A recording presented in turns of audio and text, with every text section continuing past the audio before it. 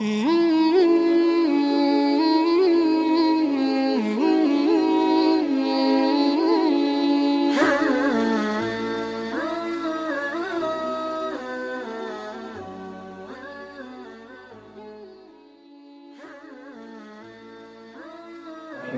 israh li sadri wa yassir li amri wahlul 'uqdatam min lisani yafqahu qawli, amma ba'du. Assalamualaikum warahmatullahi wabarakatuh.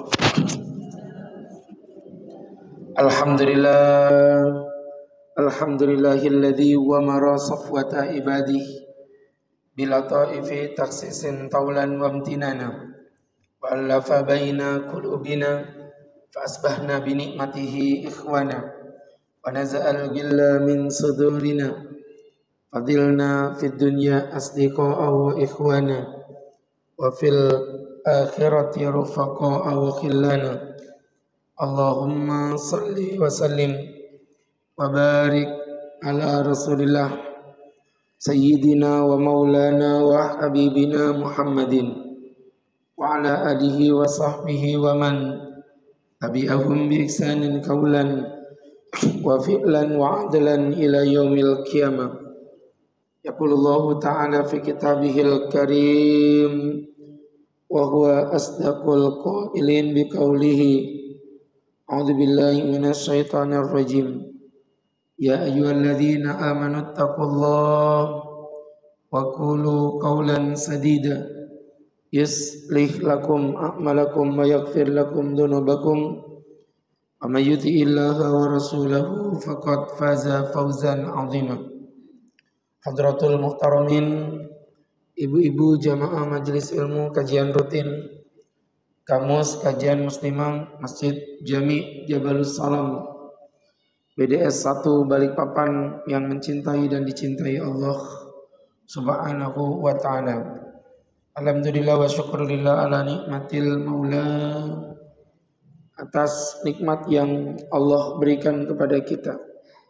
Sahabat-sahabatku yang dimuliakan Allah, pada kesempatan yang berbahagia ini Allah masih meringankan langkah kaki kita.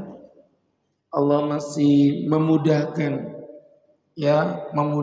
rasa ingin tahu kita. Dan tentu teman-teman yang dimuliakan Allah Subhanahu wa ta'ala, ini semua bukti betapa Allah masih mencintai kita.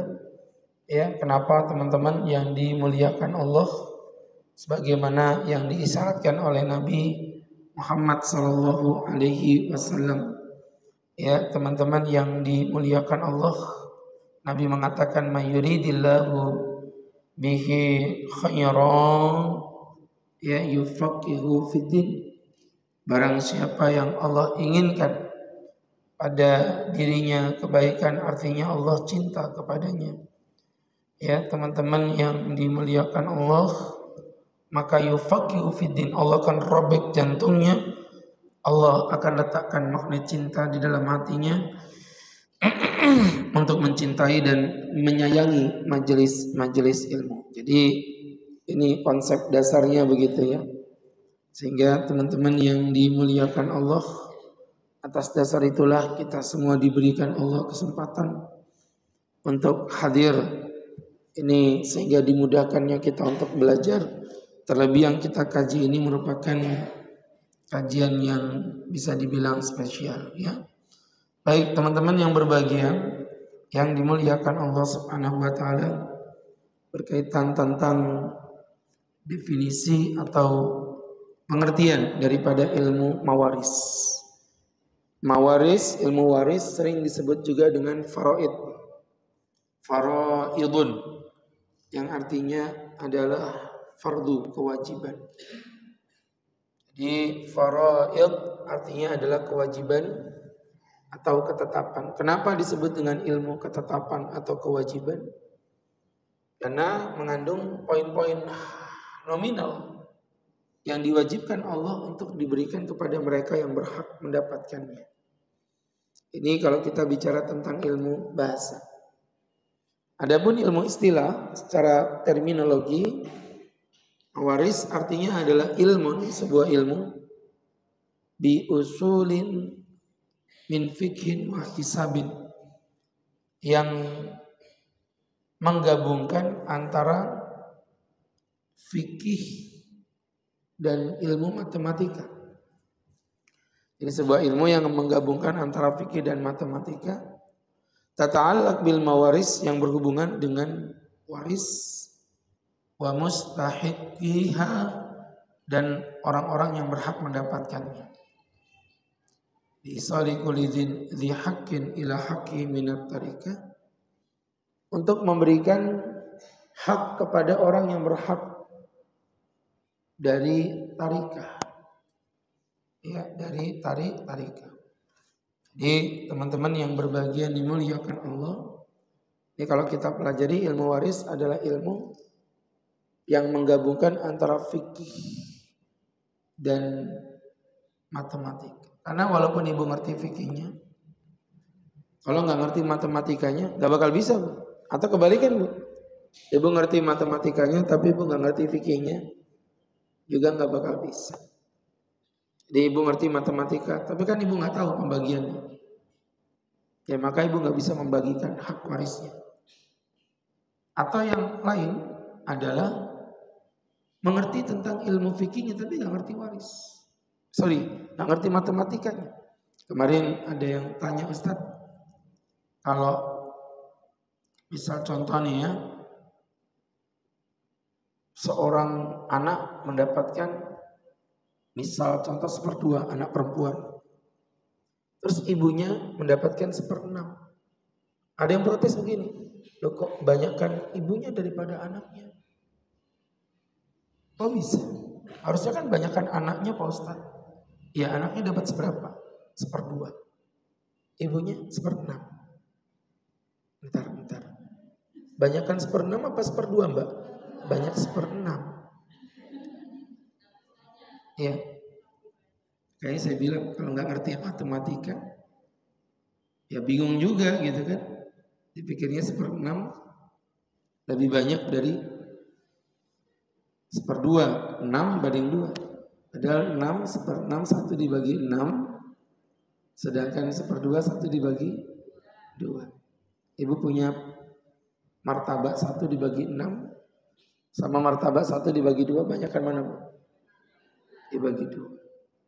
Nah, ini kenapa dia begitu? Dia ngerti ilmu apa warisnya, tapi dia nggak ngerti ilmu matematika. Itu yang Ustaz maksudkan tadi ya. Jamaah yang dimuliakan Allah Subhanahu wa taala. Tata'allaq bil mawaris, nanti berkaitan dengan waris, berarti tata caranya, wa mustahiqiha, dan orang yang berhak mendapatkannya. Siapa saja? Ya Bu ya. Yang mahram belum tentu dapat, yang bukan mahram bisa jadi dapat. Ya, contoh, dia mahram tapi nggak dapat waris, siapa Bu?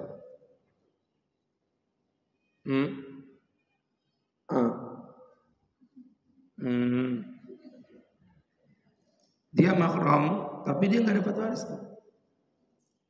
Ya banyak lah Bu. Mertua tuh mahram, tapi mertua nggak dapat waris. Mantu kebalikannya juga mahram tapi nggak dapat waris. Bapak tiri mahram tapi nggak dapat waris. Sedangkan anak tiri mahram juga nggak dapat waris. Jadi banyak contohnya. Saudara sepersusuan itu mahram tapi nggak dapat waris. Nah sekarang kebalikan.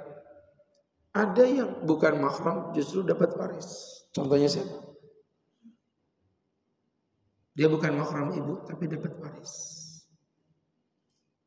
Dia ngajak klaimnya memang orang-orang ini. Dari tadi satu pun tidak ada yang dijawabnya.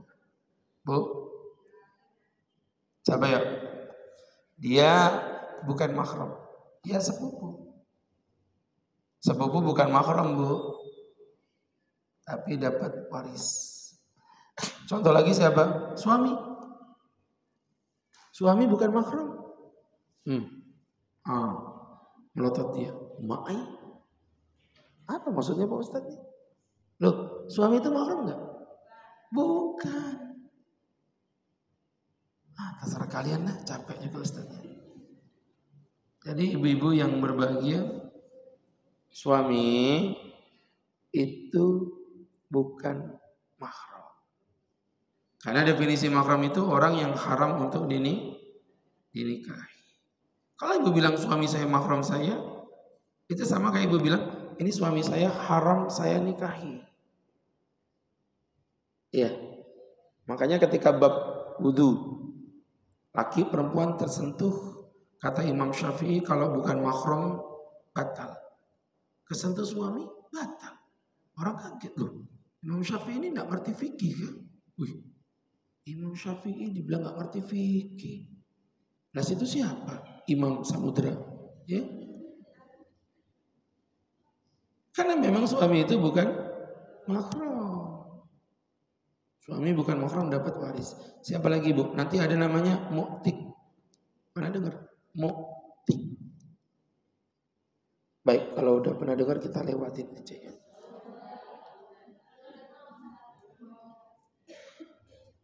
Mu'tik itu apa Pak Ustaz? Mu'tik itu orang yang memerdekakan budak. Misal contoh, ibu misalnya budak. Saya merdekakan. Terus akhirnya ibu sudah merdekakan kerja. Dilala ibu jadi orang sukses, jadi orang kaya. Ketika ibu meninggal, ibu gak punya keluarga. Dan budak itu biasanya memang gak punya keluarga, karena udah terpecah-pecah. Nah dalam kondisi itu, ibu meninggal dan tidak ada satu orang pun, ya, tidak ada satu orang pun yang yang menjadi ahli waris buat ibu. Maka ustadz namanya mu'tik,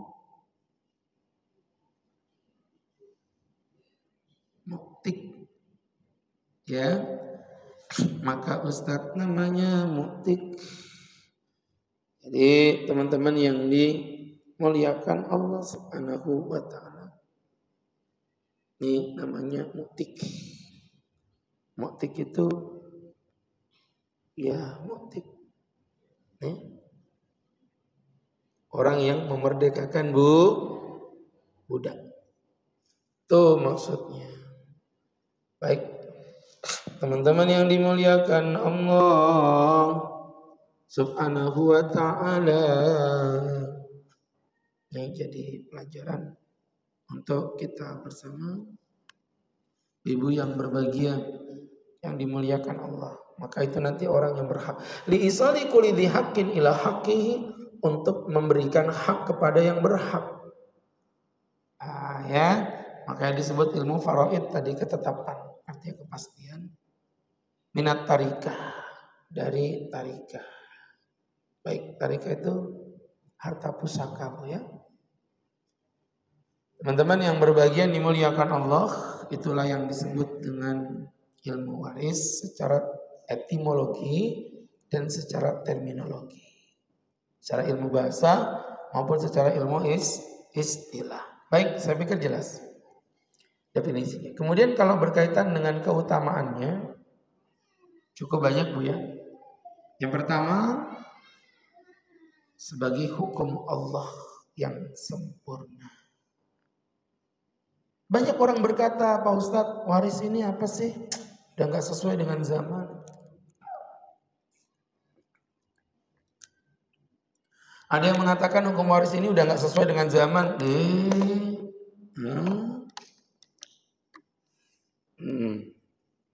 Sembarangan aja. Quran diturunkan untuk sepanjang zaman, Babang. Ya, Quran ini sempurna. Ibu, coba nanti ibu pelajari ya. Ini agak ekstrim nih saya ngasih contohnya. Karena banyak orang tuh meremehkan ilmu waris. Sekarang Ustadz mau tanya sama ibu. Ibu sholat duhur berapa rakaat? Ibu sholat asar, maghrib, subuh? Anak pintar. Itu kan pelajaran TK, Bu. Oke, sebelah situ. Ini kajiannya ekstrim ini. Anak kecil, orang tua. Luar biasa. Anaknya masih kecil, orang udah tua-tua. Maka ibu-ibu yang berbahagia, mohon maaf ya. Mohon maaf. Ibu cari di Quran. tentang jumlah rakaat yang ibu omongin tadi. Gak ada. Di Quran gak ada. Zuhur 4, asar 4, maghrib 3. Gak ada. Padahal itu apa tadi? Sholat. Dan saya yakin ibadah tertinggi setelah syahadat itu adalah sholat. Jadi selevel sholat aja tuh gak ada penjelasannya di Quran. Nah, ibu bisa bayangin. Kayak mana coba? Bab waris yang kita remehkan tadi ternyata disebutkan di Quran bukan hanya dengan angka-angka yang global, bahkan dengan angka-angka pecahan bilangan desimal. Setidaknya nanti akan kita temukan ada 6 pecahan. Ada 1/2, 1/4, 1/8, 1/3, 1/6, 2/3. Ada berapa tadi, Bu? 6. Apa aja? 1/2. Habis 1/2 langsung 1/6. 1/2, 1/4, 1/8, 1/3, 1/6, 2/3. Itu. Sampai sedetail itu. Sedangkan sholat yang jadi rukun Islam saja Allah tidak sebutkan. Allah tidak sebutkan itu. Itu padahal rukun Islam. Sedangkan waris yang ibu remehkan tadi, Allah cuma masalah duit aja Pak Ustaz. Ternyata begitu jelas. Begitu jelas sampai dalam surat Al-Mulk ayat yang ke-14.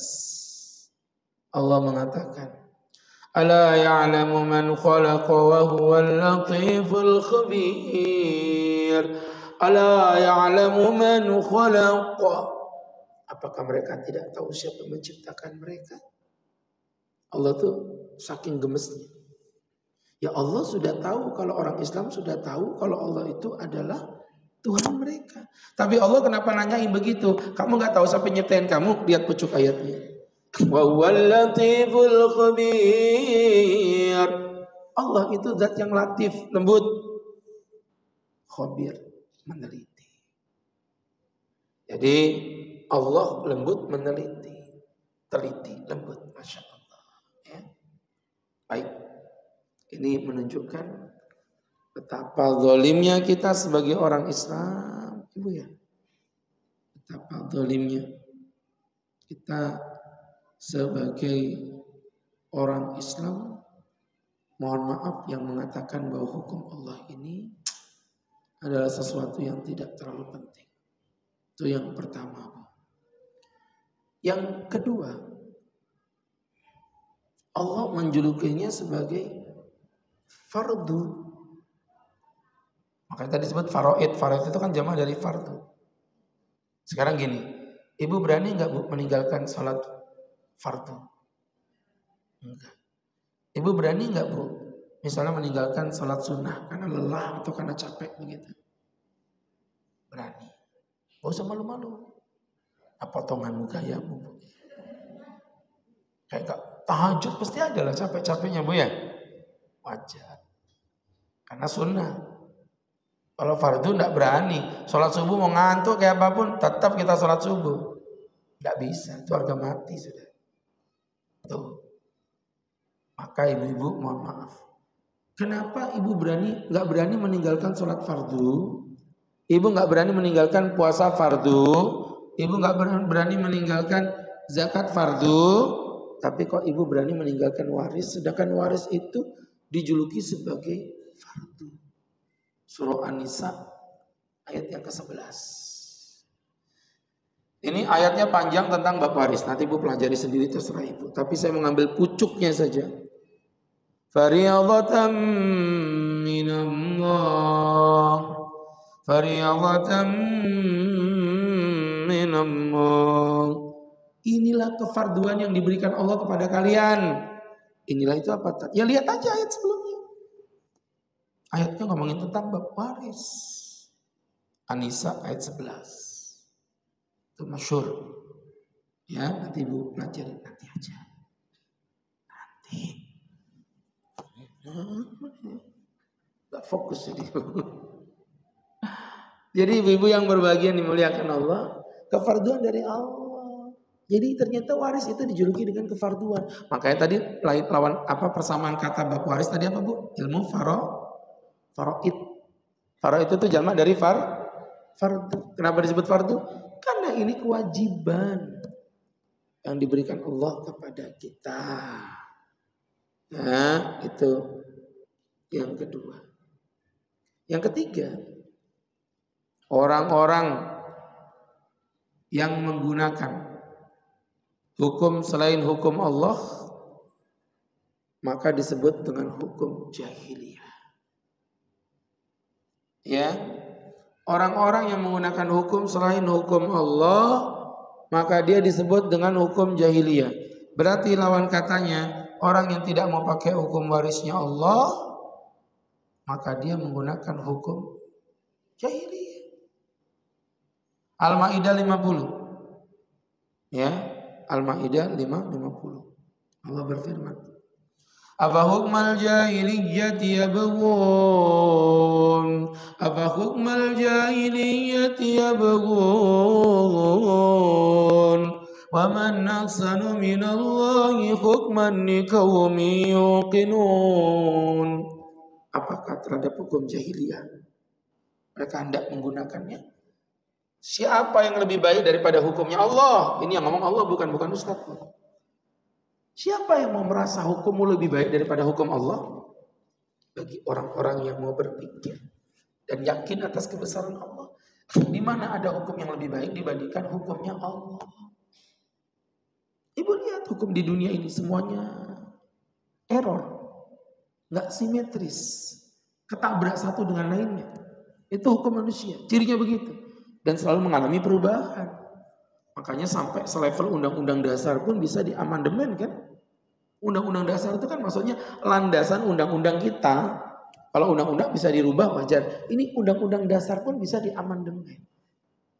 Begitu loh Bu. Ya. Bahkan hukum negara pun bisa dirubah oleh Fufufafa. Jadi teman-teman yang berbagi.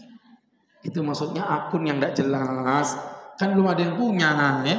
Tolong ya jangan dibawa-bawa kemana-mana ya. Teman-teman yang berbahagia. Bapak ibu nggak usah provokasi. Ibu teriak-teriak aku yang ditangkap ya. Jadi teman-teman yang berbahagia. Tidak ada hukum yang lebih bagus daripada hukum Allah. Yang dari zaman Nabi sudah 1446 tahun teruji. Sampai hari ini nggak ada yang nggak simetris dan tidak ada yang bisa diubah. Semua hukum Allah flat. Walaupun terjadi perubahan itu biasanya karena ilat. Ilat itu patok dasar hukum. Ya. Kayak zaman Nabi dulu boleh pakai gigi emas. Bagi laki-laki boleh. Karena sifatnya waktu itu darurat. Tapi sekarang sudah ada gigi palsu yang jauh lebih bagus, harganya lebih murah. Maka hukum pakai gigi emas kembali haram.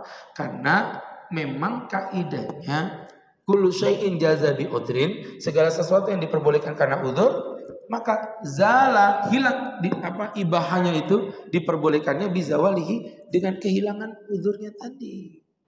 Kan tadi itu pakai gigi emas karena tidak ada yang lain. Perubahan hukum begitu bukan timplang. Sama kayak gini loh Bu, Ustadz kelaparan di tengah hutan. Gak ada makanan. Ketemu daging babi.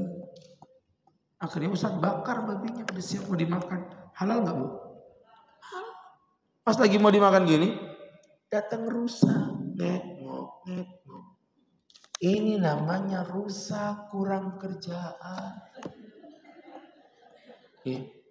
Maka daging babi yang sudah di depan mulut Ustadz tadi, akhirnya menjadi haram. Jadi teman-teman yang dimuliakan Allah Subhanahu wa taala. Itu maksudnya Bu ya. Afa hukmal jahiliyyati yabghun. Udahlah hukum Allah yang paling baik. Wa man ahsanu minallahi hukman liqaumin yuqinun. Siapa yang bisa membuat hukum yang lebih baik daripada hukum Allah? Baik. Dan yang berikutnya Ini yang paling mengerikan. Ramalan Nabi. Bab waris ini ternyata masuk dalam ramalan Nabi sebagai ilmu yang pertama kali akan dicabut sama Allah. Oh, makanya dulu saya tidak suka ilmu waris ini, Bu. Hitung-hitungan, capek kita belajarnya. Ketika mendengarkan kata-kata ini, jadi termotivasi. Artinya apa? Kalau ini ilmu yang pertama kali dicabut sama Allah sebelum datang kiamat, artinya selama masih ada orang yang masih bisa menghitung waris, insya Allah kiamat tidak akan datang. Betul nggak? Baik, kita cukup sekian dulu ya. Mudah-mudahan bermanfaat dan dapat diambil hikmah ya. Daripada Ustaz ngomong sendiri kayak orang bego ya. Orang ditanya itu jawab. Udah telat, malas. Jadi teman-teman yang berbahagia, sebagai ilmu yang pertama kali dicabut, artinya kan tidak akan datang hari kiamat sampai nanti ilmu ini dicabut. Nah pertanyaannya berarti selama masih ada orang bisa ilmu ini, berarti kan insya Allah kiamat itu tidak akan tiba. Tuh makanya Nabi bersabda, banyak sih Bu dalilnya ya. Misal saya contohin aja hadis Abi Hurairah, ta'allamul faraid, ayo belajar faraid. Wa'allimuhu, dan ajarkan faraid kepada orang lain. Fa'innahu nisful ilmi, karena ilmu faraid menjadi setengah ilmu. Awayunsa, dan dia adalah ilmu yang dilupakan. Bahwa awwalu syai'in yunza min ummati, dan dia adalah ilmu yang pertama kali akan dicabut dari umatku. Dicabut itu bukan ceklik begitu, bukan, tapi maksudnya ilmu ini yang mempelajarinya makin dikit, ulamanya makin dikit, umatnya makin kurang ajar dengan berkata, udah gak usah pakai ilmu waris, udah kita jebredaan, keikhlasan. Cocok sudah. Gurunya meninggal, yang belajar gak terlalu populer, ya, dan udah gitu parahnya umatnya gak mau pakai. Jadi ya begitu, Bu. Nih jamaah yang berbahagia, yang dimuliakan Allah.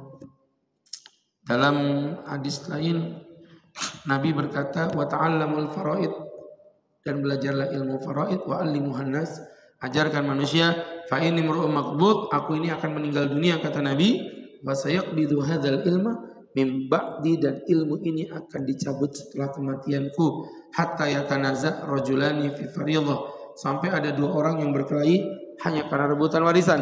Fala yajidu mayyasul bainahuma, dan tidak ada satu orang pun yang dapat menuntaskan perselisihan mereka berdua. Wow, ya kayak zaman kita ini. Ya, ibu yang berbahagia, gak banyak orang ngerti tentang faraid. Di balik papan pun sedikit. Saya termasuk yang gak bisa juga. Cuman karena jadwal pengajian temanya ini, ya terpaksa saya ngaji. Ya. Jadi ibu-ibu yang berbahagia, yang dimuliakan Allah Subhanahu wa ta'ala. Udah jelas Bu ya? Tentang keutamaannya, saya pikir itu udah cukup. Kemudian berikutnya, pra pembagian waris. Ya, pra pembagian waris. Ibu-ibu, coba Ustadz mau tanya sama ibu. Sebelum ibu, misalnya ada orang meninggal dunia nih, ya kan? Jadi teman-teman yang dimuliakan Allah, ada orang meninggal dunia, Bu.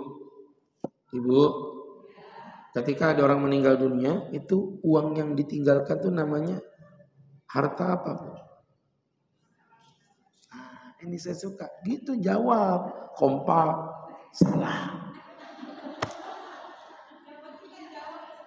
Iya, salah. Bangga lagi. Masya Allah. Baik. Saya senang ini ya. Salah, kompak, bangga. Yang penting jawab. Tolong disettingin nanti ya. Baik. Jadi ibu-ibu. Iya, nggak usah dijawab. Yang gini mah nggak usah. Pokoknya. Jadi ibu-ibu yang berbahagia dengerin Ustaz. Kalau kita belajar, itu salah. Bukan harta waris, karena waris itu ternyata nomor 4. Ada pra pembagian waris. Harus melewati 3 poin terlebih dahulu. Harus melewati 3 poin terlebih dahulu. Jadi teman-teman yang dirahmati Allah Subhanahu wa ta'ala, ini tentu menjadi pembelajaran ya untuk kita bersama. Maka kami mempertegas kembali ada 3. Apa saja 3 itu Pak Ustaz? Teman-teman yang berbahagia yang dirahmati Allah, 3 tadi itu adalah yang pertama dimulai dengan H U T A N G. Yang banyak tahu dia, yang banyak tahu dia,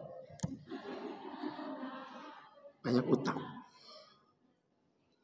Baik, ibu-ibu yang dimuliakan Allah Subhanahu wa ta'ala, kami mempertegas kembali ya dari apa yang Ustaz jelaskan.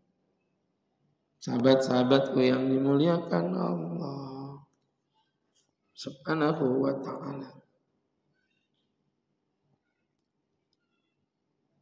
Yang pertama hutang, Bu. Ini nomor 1 ini. Tidak bisa diotak-atik. Dan hutang itu ada 2. Ada hutang hukukullah, ada hutang hukukul adami. Ada hutang yang berkaitan dengan hak-haknya Allah. Ada hutang yang berkaitan dengan hukukul adami. Kalau yang berkaitan dengan haknya Allah, contohnya hutang zakat. Ini mungkin saya mau lurusin juga biar kita gak salah paham, karena banyak orang keliru di titik ini gitu. Dipikirnya kalau orang gak bayar zakat kemudian meninggal dunia, ya, kemudian meninggal dunia itu kemudian dianggapnya utangnya lunas. Udah berarti udah meninggal, ya udah mati selesai. Bu, mohon maaf Bu ya, yang berkaitan dengan harta semua ini enggak cuma apa namanya zakat, umum semua yang berkaitan dengan harta itu tidak akan gugur walaupun dengan kematian. Sekarang yang contoh simpelnya gini aja, zakat fitrah batas akhirnya sampai kapan, Bu? Sebelum hari raya itu maksudnya gimana? Sebelum sholat id. Lebih detail lagi, sebelum imamnya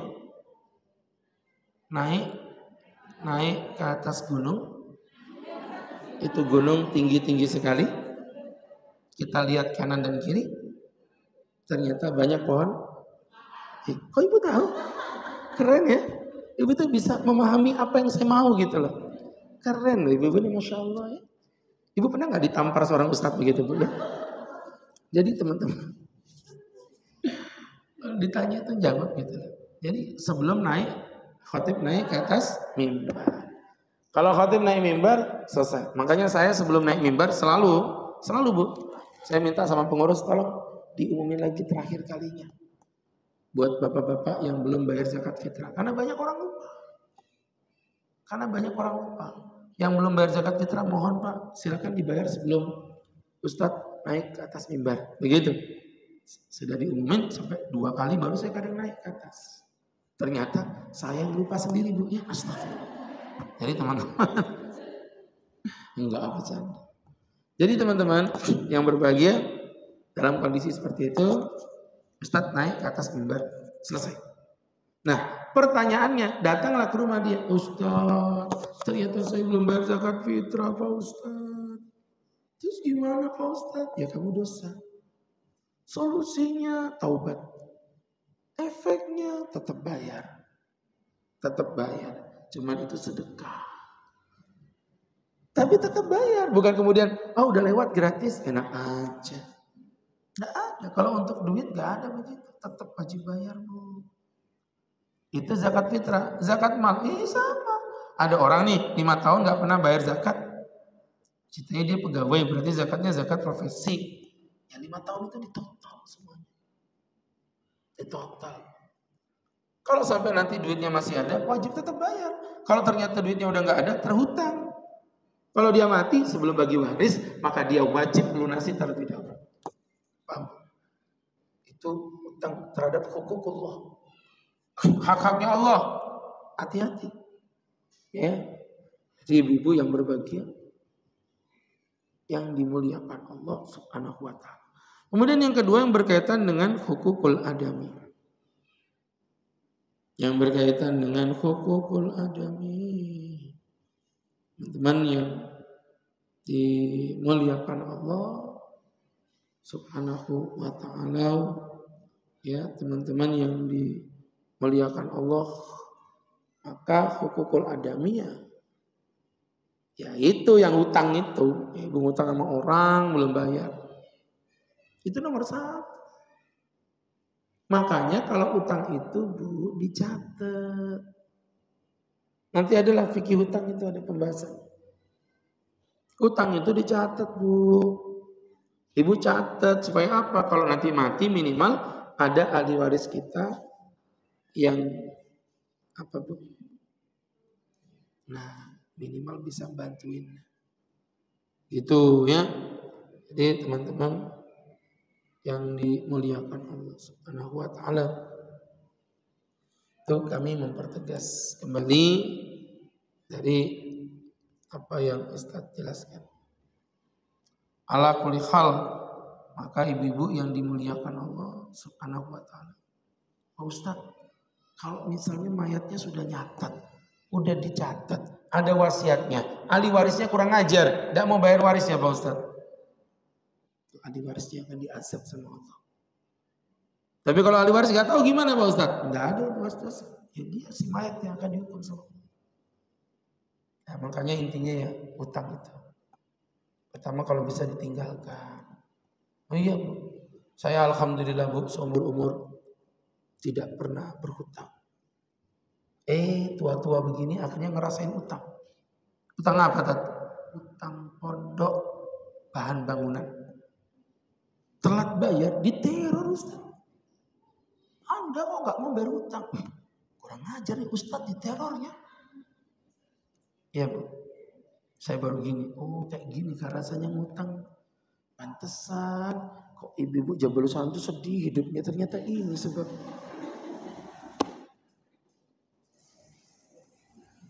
Prinsip saya ada dinikmati, nggak ada disyukuri. Udah gitu aja. Tapi alhamdulillah itu Bu. Kalau orang punya komitmen untuk puasa dari hutang, itu Allah beri kemudahan. Tapi orang yang memang utang itu udah menjadi candu ya. Utang it's my life, it's venture. Ngerti bahasa Inggris gak sih? Emang jadi jalan hidup. Beli TV utang, beli baju utang. Lo punya duit itu lo masih ngutang. Katanya kenapa ibu punya duit kok utang? Ustadz, ada kenikmatan yang tak bisa diungkapkan ketika kita mampu berhutang. Allahu Akbar. Begitu utangnya ngandung riba lagi, astagfirullah. Banyak. Dia punya duit tapi malas bayar, itu banyak. Yang paling kecil aja saya sebut nama merek misalnya Shopee Pay Later. Itu kan riba Bu. Ibu enak betul. Pantesan rumah kok diserang. Paket. Suaminya sampai stres, tidak bisa tidur. Kata suaminya, kok kamu kok banyak duit deh. Dia aja gak ngasih kamu duit. Ternyata Shopee Pay Later 10-10 Shopee gratis ongkir hari ini. Ceklik. Pantesan dari tadi pengajiannya begini. Ternyata sambil check out. Alah, gak ya. Alah. Udah dipindah halamannya kok, saya udah tahu kok ya. Jadi ibu, jadi teman-teman yang berbahagia, ibu, maka kalau kita ambil hikmah dari apa yang Ustaz jelasin tadi Bu ya, utang itu Bu, jangan dibiasakan. Serius, saya tuh betul-betul loh Bu, betul-betul seumur hidup tuh nggak pernah utang kecuali buat pesantren. Dan itu baru ngerasain kayak gitu tuh rasanya ngutang tuh ditagih. Ya. Makanya udah tinggalkan utang. Ini beli emas utang. Ibu ngapain beli emas utang? Ibu, emas itu enaknya dilihat apa dijilat? Dilihat. Kalau enaknya dilihat ngapain utang? Ibu datang ke toko Merak Kelandasan, ibu pelototin dari pagi sampai malam begini. Gratis. Susah banget hidupmu itu loh ya. Heran Ustaz. Ya iya betul kan. Ya pelototin aja sampai puasin. Nah, orang itu gak usah ya. Jadi ibu-ibu yang berbahagia, yang dimuliakan Allah Subhanahu wa taala.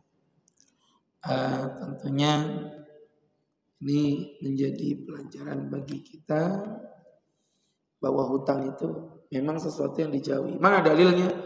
Ibu sering hafal doa 4 setelah tasawuf ya. Doa 4 yang Allahumma inni a'udzubika min adzabil qabri wa min adzabi jahannam. Itu ada riwayat lain tambahannya 2 jadi 6, bukan doa ta'awudz 4. Apa yang kedua, yang 2 terakhir? Wa minal ma'tham wal maghram, dan aku berlindung kepadamu dari ma'tham. Ma'tham itu apa? Dosa. Wal maghram itu apa? Utang. Jadi Nabi berlindung dari utang. Nah, kok umatnya malah doyan utang? Ya, jadi teman-teman yang dimuliakan Allah Subhanahu wa taala, ini menjadi pembelajaran untuk kita bersama ya. Baik. Dah, sekarang utang sudah tuntas. Nanti untuk bab utang sendiri Bu, nanti ada pembahasannya, saya nggak bahas sekarang terlalu panjang. Tapi yang jelas pertama memang utang, baik utang kepada Allah maupun utang kepada manusia. Yang kedua adalah tajhizul mayyit atau pemulasaraan mayat.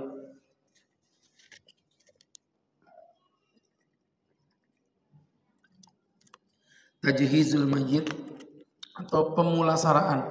Pemulasaraan itu pengurusan jenazah itu loh Bu. Namanya pemulasaraan itu. Ya, jadi ibu yang dimuliakan Allah, namanya pemulasaraan mayit. Di mayit itu dipulasara. Maksudnya Pak Ustadz, ya dipulasara. Diurusin, dimandikan, dikafani, dikuburkan, ya.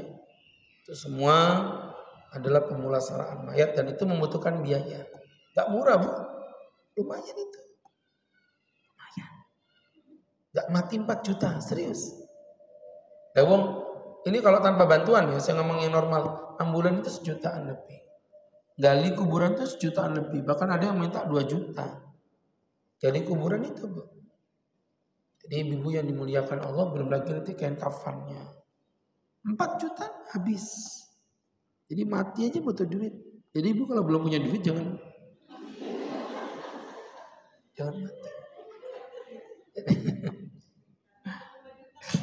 Iya. Itu yang kelas yang biasa loh ya. Kalau yang VVIP beda lagi. Nanti beda, yang priority itu beda.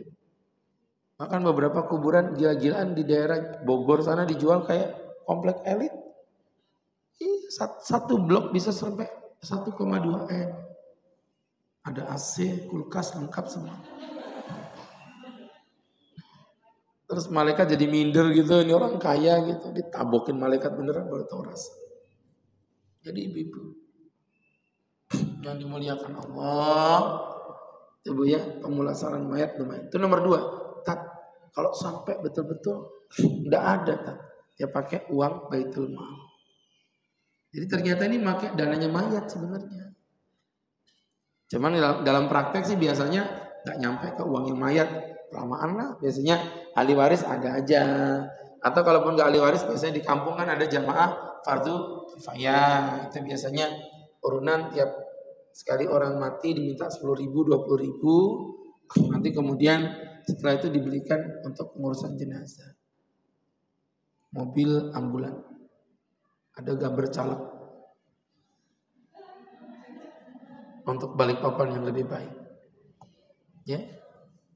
Jadi teman-teman yang dirahmati Allah Subhanahu wa ta'ala. Itu maksudnya. Sahabat-sahabatku yang dimuliakan Allah Subhanahu wa ta'ala. Itu tadi untuk proses penguburan jenazah. Kemudian berikutnya yang ketiga adalah wasiat. Wasiat didahulukan, bahkan dibandingkan dengan bagian warisnya. Wasiat. Jadi kalau mayat misalnya berwasiat, aku wasiat ya, ini nanti buat pesantren. Dan wasiat itu nggak boleh untuk ahli waris loh Bu, jangan salah paham. Ini termasuk yang banyak orang gagal paham. Nanti akan kita jelaskan juga sih.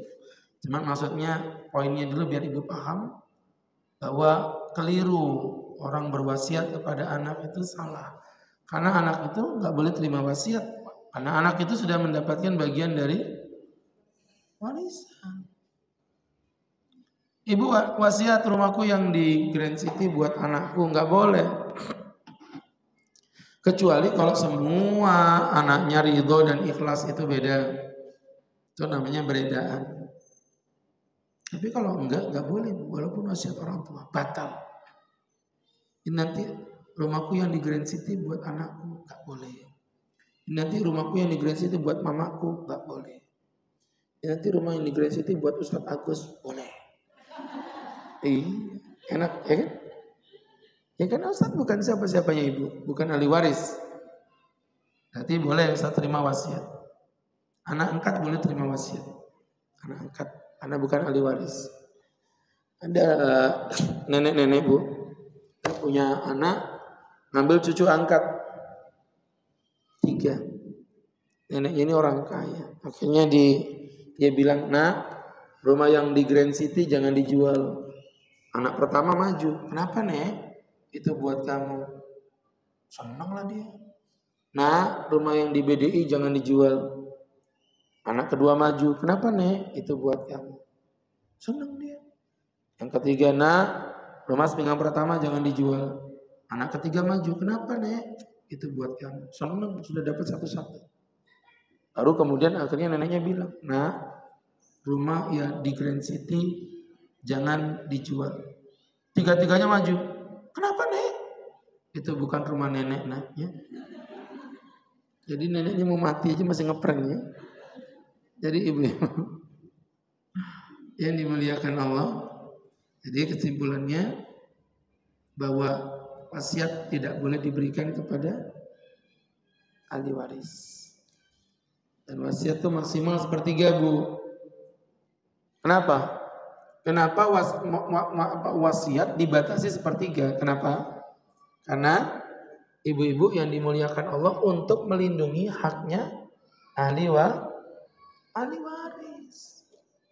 Kebayang nih kalau misalnya wasiat boleh lebih dari 1/3. Andai kata misalnya boleh. Mohon maaf Bu ya. Nanti ahli waris dapat apa? Makanya Allah itu adil. Allah bijaksana. Allah tidak mau mendolimi. Ya, Allah tidak mau mendolimi siapapun.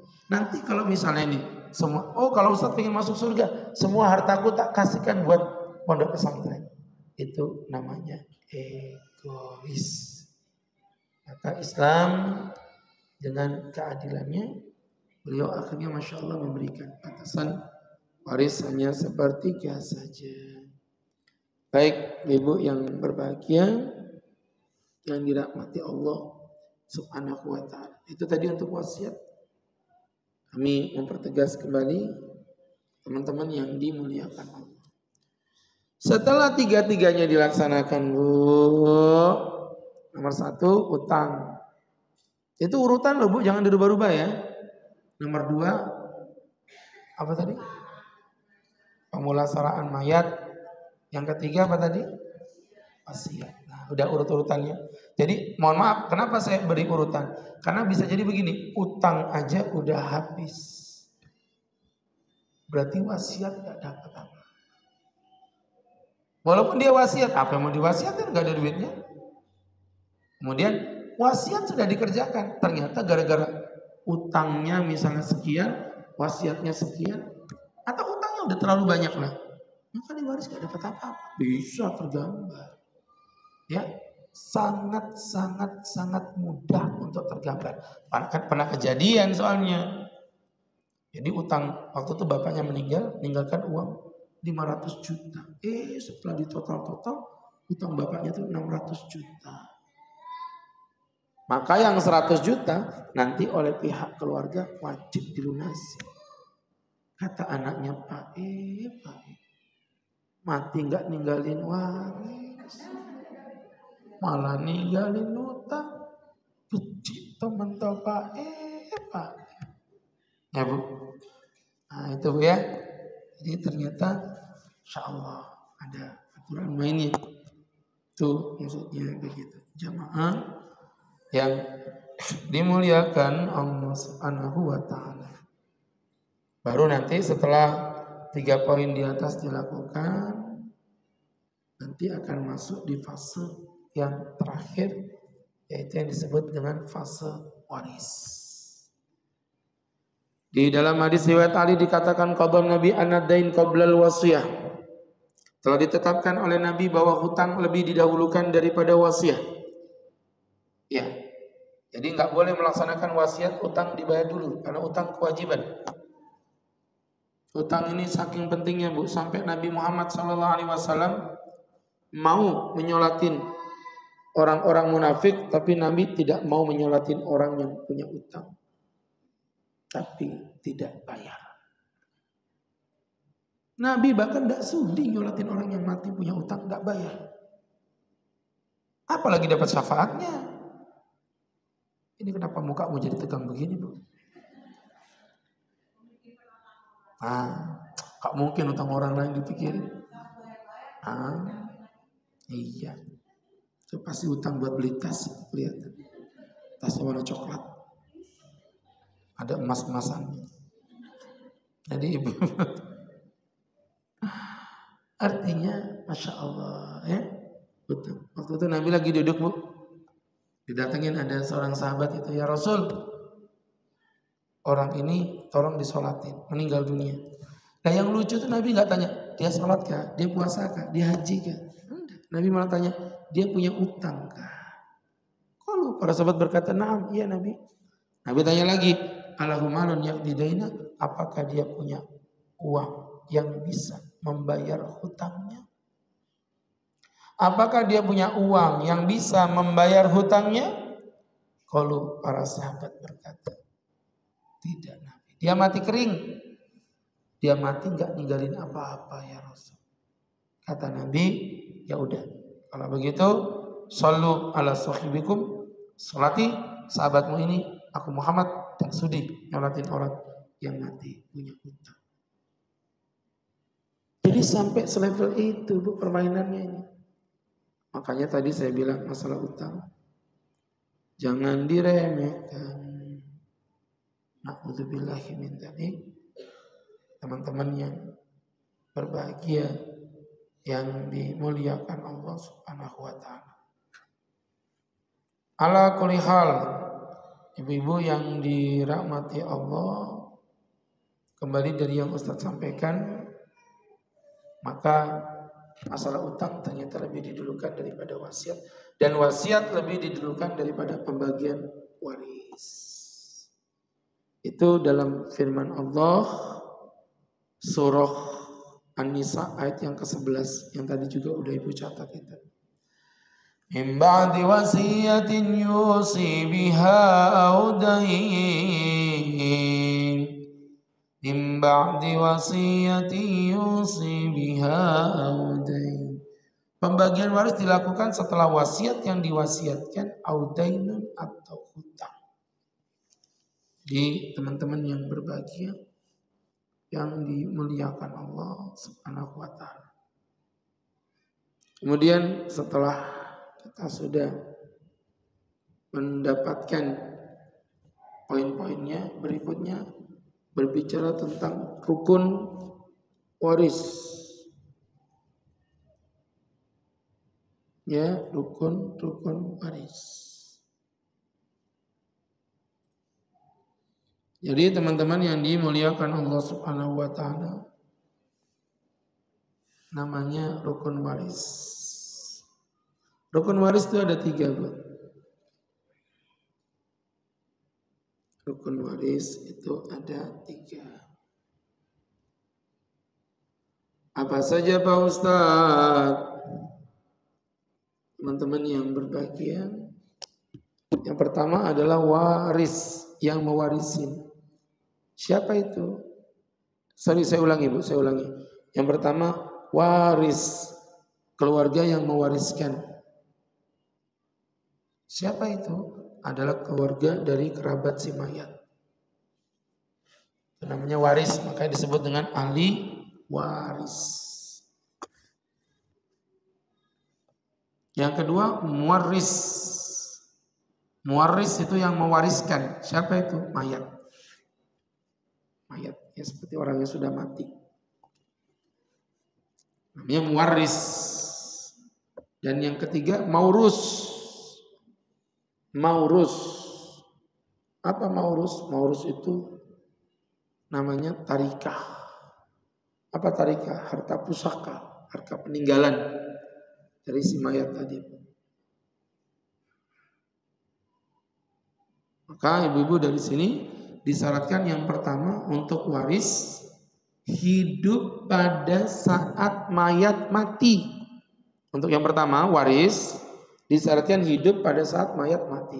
Maka apabila keluarganya udah mati duluan sebelum mayatnya mati, dia nggak dapat waris.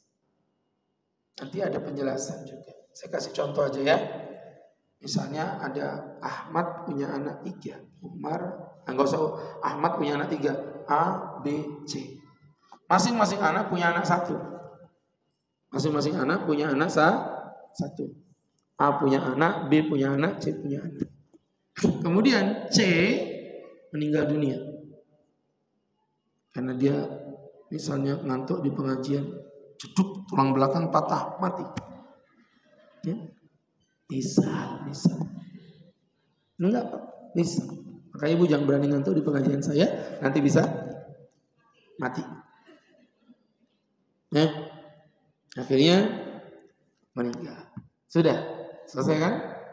Beberapa hari kemudian bapaknya mendengar kabar anaknya mati, sakit-sakitan. Akhirnya bapaknya juga mati. Pada saat pembagian waris bapaknya, A dapat, B dapat, C gak dapat. Kenapa? Karena sudah meninggal dunia. Tapi kan ada anaknya Pak Ustadz, diwakilkan oleh anaknya. Gak ada. Cucu, gak ada yang dapat. Yang dapat cuma A sama B. Yang begitu aturan. Tapi kok kayak gak adil, Tat? Ada solusinya. Solusinya apa, Tat? Gak sekarang jelaskannya. Sekarang aja tak bisa. Ini strategi marketing. Ya. Biar ibu makin cinta kepada Ustaz. Halah seorang iyo. Cinta itu ya rekening sudah ditransfer gitu baru cinta. Seorang iyo itu tidak penting. Minimal Shopee Pay begitu ya. Jadi teman-teman yang dimuliakan Allah Subhanahu wa taala, itu yang pertama. Jadi yang menerima waris, ahli waris dipastikan hidup di saat mayatnya meninggal dunia. Yang kedua tadi muwaris. Muwaris mayatnya disyaratkan mati baik secara nyata maupun hukum. Mati baik secara nyata itu ya nyata mati betulan, atau secara hukum. Hukum itu apa misalnya? Seperti orang yang naik kapal, kapalnya tenggelam dan bertahun-tahun dicari tidak ketemu. Ibu bilang dia mati, emang nemu jasadnya? Enggak. Terus gimana bisa mati? Mati secara hukum. Nanti pengadilan yang akan mengetok palu, dengan ini Bapak Fulan bin Fulan dinyatakan meninggal dunia. Begitu. Terus secara hukum namanya. Maka kalau mayatnya masih hidup, tidak ada namanya warisan. Mayat hidup, tidak ada, enak aja. Ada anak marah dengan bapaknya karena nggak mau bagi waris. Nunggu bapaknya masih hidup kok bagi waris. Nggak ada. Waris itu nunggu bapaknya meninggal dunia. Yang ketiga maurus, harta yang ditinggalkan tarikah. itu disyaratkan harus jelas statusnya. Jadi maksudnya ketika membagi itu harus jelas statusnya, ini anaknya, dibuktikan dengan realita. Kalau misalnya meragukan ini anaknya apa tidak, nggak dapat. Ya, itu menentukan Bu. Jadi di waris itu, makanya sering ibu-ibu itu kan bertanya sama setan, ini gambarnya begini, ini dapat berapa? Saya kasih hukum kan, ini dapat ini dapat ini. Ternyata ada satu orang yang belum dimasukkan ke sini, itu merubah semuanya. Jadi kalau bagi waris itu, nggak bisa nanya pinggir jalan, nggak bisa. Ibu kalau mau bagi waris harus spesifik. Nanyanya jangan di pinggir jalan. Telepon Ustadz janjian di Kepiting dan Dito. Gitu. Baru bisa. Ya. Bukan karena kepitingnya. Maksudnya itu kita harus spesifik. Siapa yang masih hidup. Karena berpengaruh. Loh, Pak Ustadz, istri dapat berapa dari suami? Saya bilang dapat 1/4. Kamu punya anak? Nggak punya, dapat 1/4. Ternyata dia nggak ngasih tahu kalau suaminya ini udah pernah kawin sama perempuan lain dan punya anak. Itu berpengaruh. Kalau dia punya anak walaupun dengan istri lain, ibu jatuhnya bukan 1/4/8. Itu contoh. Makanya harus jelas statusnya. Nggak bisa epek-epek, selesai, enak betul dia. Apalagi pakai WA, mana saya jawab. Kenapa? Daripada saya salah ngasih statement hukum. Ya. Imam Syafi'i dari Gaza pergi ke Mekah. Dari Mekah pergi ke Madinah. Dari Madinah pergi ke Yaman. Dari Yaman pergi ke Irak. Dari Irak meninggal di Kairo untuk cari ilmu. Dia cari ilmu pakai WhatsApp. Gak modal. Nah nanti kalau salah fatwanya gimana? Ya Bu. Lo kan kalau HP itu berbahaya. Ada jemaah perempuan WhatsApp kepada ustadznya. Ustadz, ya, apakah antum bisa mengisi hati ini? Kata ustadznya, aku pikir dulu ya. Aku tanya dengan istriku ini gimana masalahnya, poligami gak sembarangan. Ustadz gak bisa besok, harus hari ini. Kenapa? Ternyata tulisannya keliru. Ustadz bisa mengisi hari ini hanya karena nulis hari jadi hati, terjadi fitnah. Iya Bu. Makanya WhatsApp itu bahaya. Pantes saya minta harus hari ini jawabannya. Aku mikir dulu. Ternyata maksudnya aku minta mengisi hari ini. Kajiannya itu hari ini. Gak bisa besok. Jadi ibu-ibu yang berbahaya. WhatsApp ini berbahaya. Ya, begitu. Baik. Seperti itu. Ibu yang berbahagia. Yang dimuliakan Allah. Tafadhol sebelum kita tutup kalau ada yang mau bertanya. Sekali lagi baru pembukaan Bu ya, nggak ada apa-apanya nih. Saupil aja belum. Itulah ilmu. Nanti kita sambung lagi di kajian-kajian berikutnya.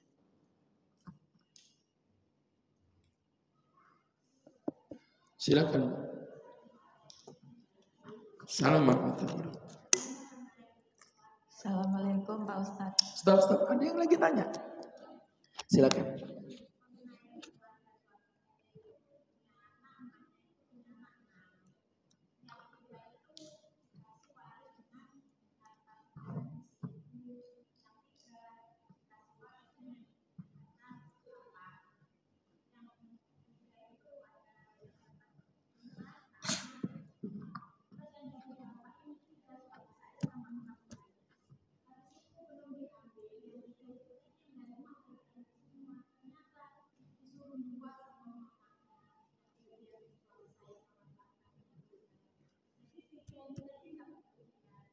Baik, gini Bu, saya jelaskan tuh udah keliru dari awalnya soalnya ya. Gak ada pembagian waris model begitu tuh gak ada. Yang ini dapat dari bapaknya, yang ini dapat dari ibunya, gak ada. Dapat itu nunggu siapa yang mati duluan. Ya, contoh misalnya bapak meninggal dunia, bapak saya. Maka saya sebagai anaknya dapat waris, ibu saya juga dapat waris karena ibu saya masih hidup. Nah, misal contoh hartanya bapak 600 juta, misal contoh ibu dapat 1/6, maka ibu dapat berapa? 100 juta, kan gitu tuh? Sudah dikasih ke ibu. Nanti ibu meninggal dunia, harta ibu 100 juta tadi ditambah dengan harta yang lainnya dibagikan lagi kepada kami seperti warisan baru. Itu caranya. Bukan bapaknya nanti bagi waris untuk yang anak A, B, C. Ibunya bagi waris untuk A, B, C. Ini aja udah keliru. Apalagi tadi dilanjutkan lagi dengan cerita ibu tadi. Ya memang salah semua. Jatuhnya salah semua karena pijakannya memang sudah salah. Jadi kalau menurut Ustadz nih, nanti siapa tahu ibu pengen membenahi, ya kasih tahu. Yuk kita rombak ulang dari awal lagi. Gimana? Almarhum bapak sama ibu yang meninggal duluan siapa bu? Ibunya masih hidup tadi ya? Hah? Udah meninggal? Iya. Iya paham saya.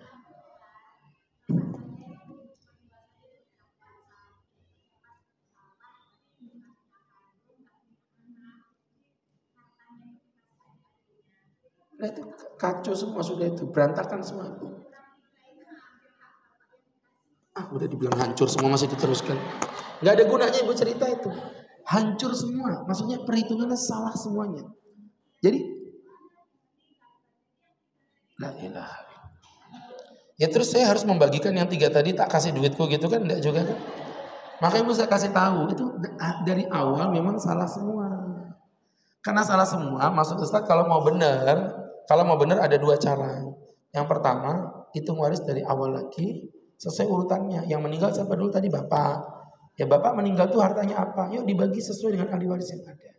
Setelah itu, apa? Lah iya bu, ini ceritanya nih kita kan mau tobat ceritanya. Ibu ini ceritanya mau tobat kan. Kalau hukum sih saya gampang aja. Salah semua, haram itu. Selesai. Kalau mau ngasih hukum gitu ya, ini saya lagi ngasih solusi ke ibu. Maksud saya, ayo duduk bareng keluarga. Ini cara yang pertama adalah dengan cara membagi waris seakan-akan merekonstruksi dari awal. Seakan-akan hartanya masih ada juga, walaupun udah dijual tidak apa-apa. Seakan-akan masih ada. Maka siapa yang makan bukan haknya jadi hutang, wajib bayar kepada yang lain. Ini kalau mau tobat. Atau yang kedua, cara yang lebih mudah, kumpulkan semua ahli waris, beredar. Saling mengikhlaskan. Allah terserah ibu lah ya. Itu kan maksudnya keadaan yang gue ceritakan. Saya ngasih tahu hukumnya. Nah, masalah nanti ada orang yang dolim keras kepala. Ya itu sama aja kayak gini loh bu. Ibu punya tas hitam itu. Terus saya ambil. Ustaz, jangan diambil. Punya aku, terserah aku. Apa namanya? Mali. Paham?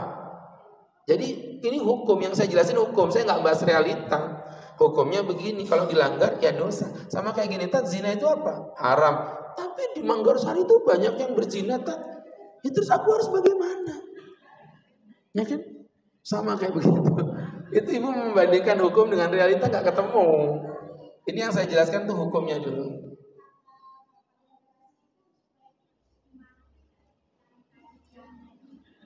Ya salah juga main kasih-kasihan begitu.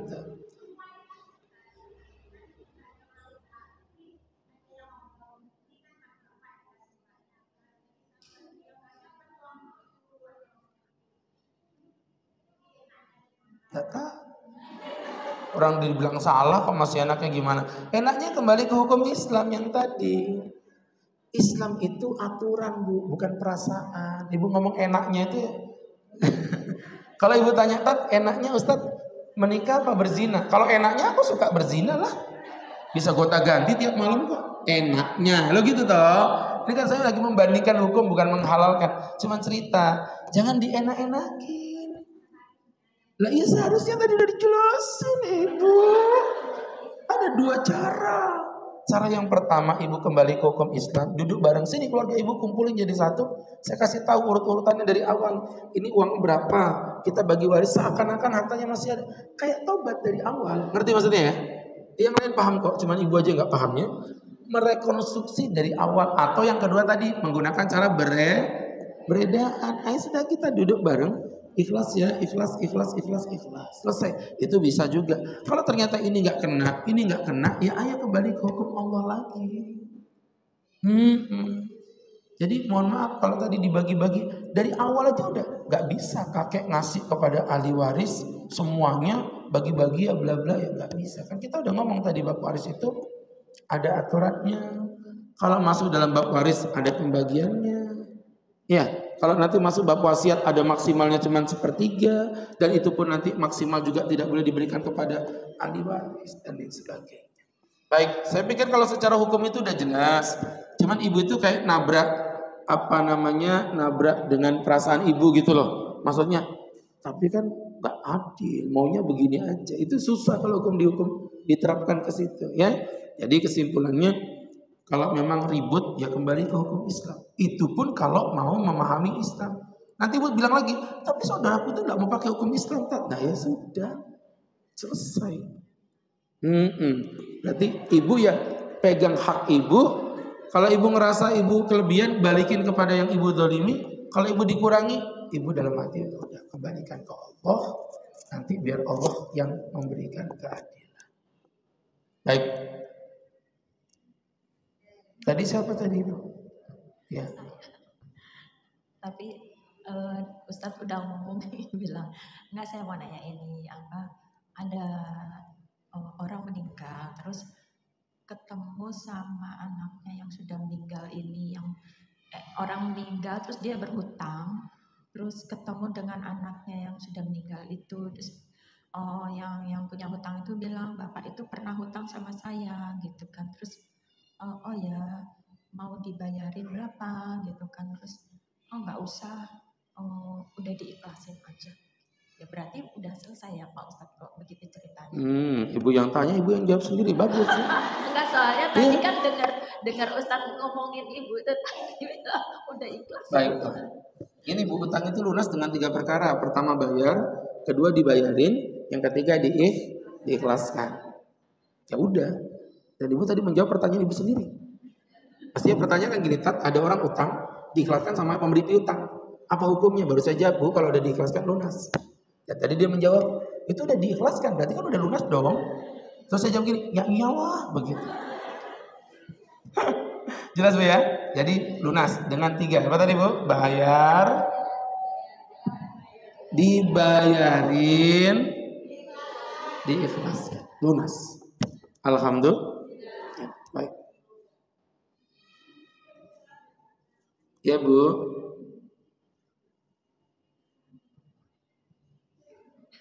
Terima kasih Pak Ustadz. Telat kan gara-gara begayaan. Sudah nggak apa-apa ibu dulu aja. Ini ada contoh case Pak. Di satu keluarga suaminya meninggal. Ini istri, dia menikah, ini istri yang kedua. Dia sama-sama bekerja, suami bekerja, istri bekerja, dan masing-masing juga punya anak. Nah, terus bagaimana cara pembagian waris kalau istrinya bekerja, suaminya ini juga bekerja, tapi meninggal suaminya. Nah, itu pembagian waris itu apakah harta itu digabungkan dulu atau bagaimana? Terima kasih. Mic-nya kasihkan, Anggis dia nanti. Kasihkan. Mic-nya kasihkan. Baik. Jadi teman-teman yang berbahagia, pernah kita jelaskan ya bahwa di dalam Islam itu tidak ada harta bersama. Laki punya harta, istri punya harta. Itu di Islam begitu, Bu. Jadi pembagian waris gimana? Ya kembali ke bagian masing-masing. Yang dipunya istri apa, yang dipunya suami apa. Makanya sebelum bagi waris kita biasanya ada namanya fase mengklarifikasi harta waris. Dan memang ini kita belum belajar semuanya karena kita masih di awal tadi kan. Masih hanya berbicara tentang konsep-konsep dasar tentang waris tadi itu ya. Jadi kesimpulannya nanti kalau mau bagi waris sesuai dengan harta masing-masing. Suaminya meninggal duluan, ya cek harta suami apa aja. Istrinya meninggal duluan, cek harta istri apa aja. Ya, pernah kita jelaskan itu. Kalau saya jelasin ini panjang lagi, tapi spill dikit aja. Harta istri itu adalah harta yang didapatkan istri melalui pekerjaannya, harta yang didapatkan pemberian suaminya, harta yang didapatkan melalui warisan keluarga istrinya, dan harta yang didapatkan dari mas kawin istrinya. 4 ini milik seorang istri. Ya.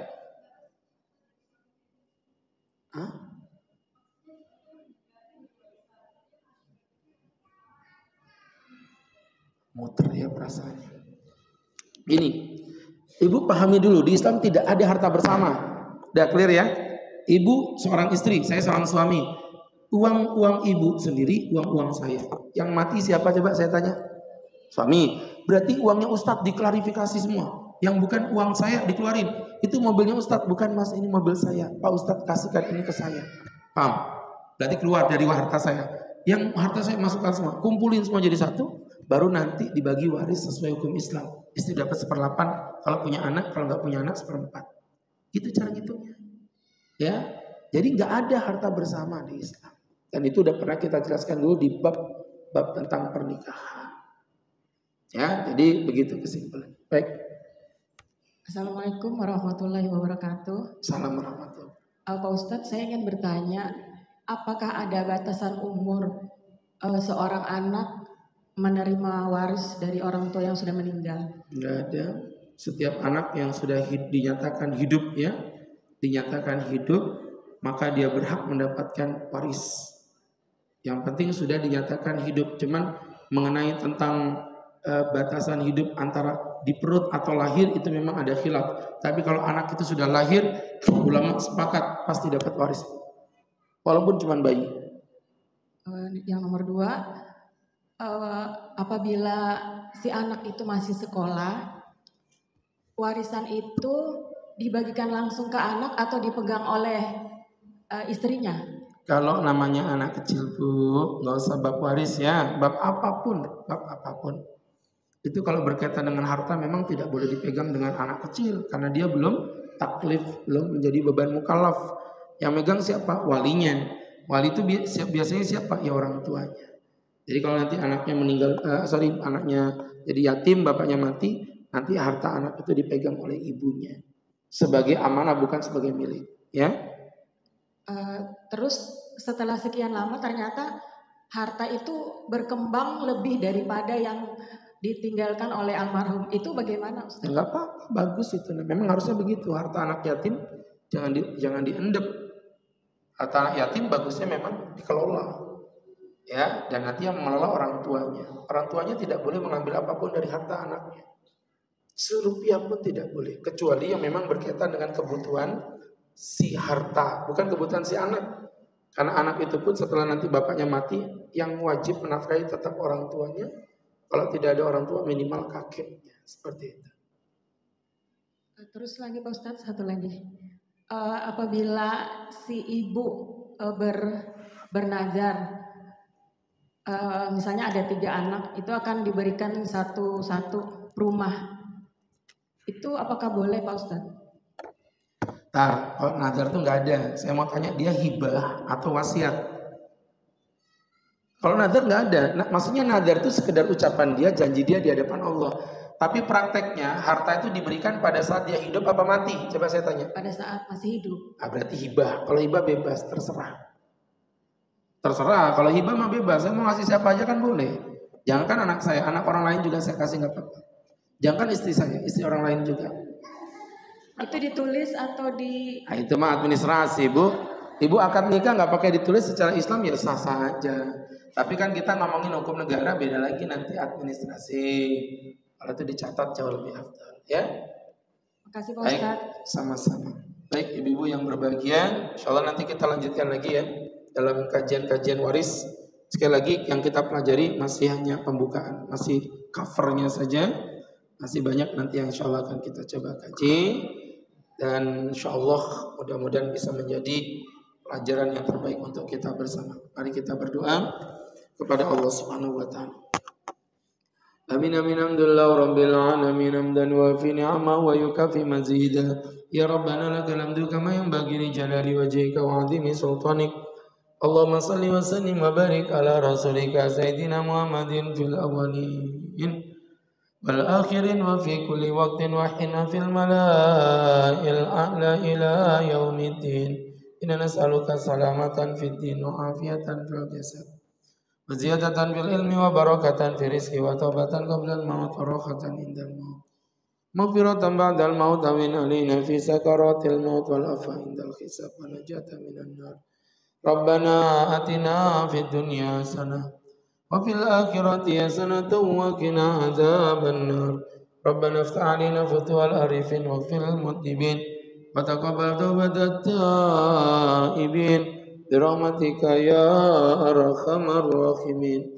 Rabbana wa sallallahu ala sayyidina Muhammadin nabiyil ummi wa ala alihi wa sahbihi wa sallam warzuqna lahu mutaba'ati lahu dhahiran wa batinan ya arhamar rahimin بفضل سبحانك ربك رب العزة عما يصفون سلام على المرسلين الحمد لله رب العالمين.